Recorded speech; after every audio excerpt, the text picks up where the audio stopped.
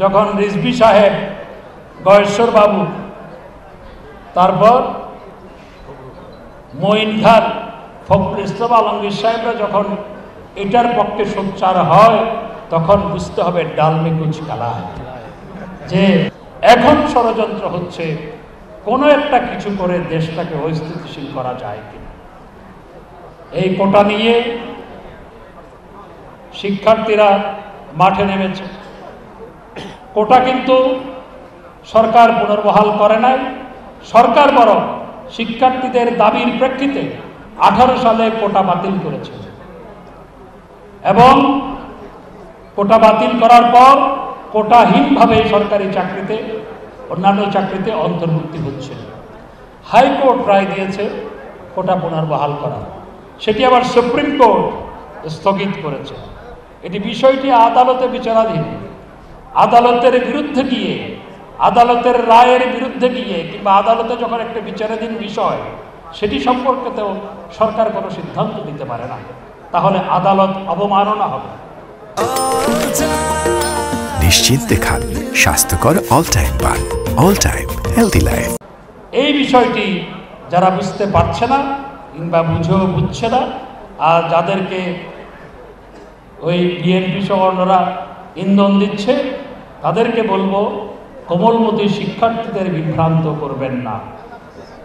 সরকার শিক্ষার্থীদের দাবির প্রতি সহানুভূতিশীল হয়ে কোটা বাতিল করেছিল। সুতরাং সমাধানটা আদালতের মাধ্যমেই হতে হবে। আদালতের বাইরে গিয়ে সরকার আদালতকে উপেক্ষা করে কোনো সিদ্ধান্ত নিতে পারে না যখন বিষয়টি আদালতে বিচারাধীন। এটি বুঝেও যারা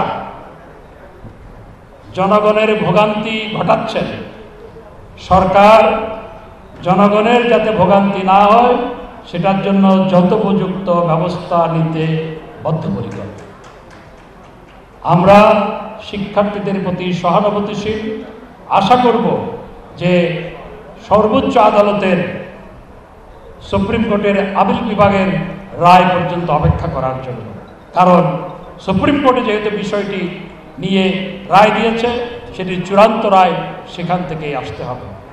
যখন ছাত্রদল কোটা আন্দোলনকারীদের সমর্থন দেয়, যখন রিজভী সাহেব, গয়েশ্বর বাবু, তারপর মঈন খান, ফখরুল ইসলাম আলমগীর সাহেবরা যখন এটার পক্ষে সোচ্চার হয়, তখন বুঝতে হবে ডালমে কুচ কালা, যে এটার পিছনে, এটার ভিতর রাজনীতি ঢুকে গেছে। সুতরাং আমি ছাত্রছাত্রীদের অনুরোধ জানাবো, রাজনৈতিক অপশক্তির ক্রীড়নক যেন তারা না হয়।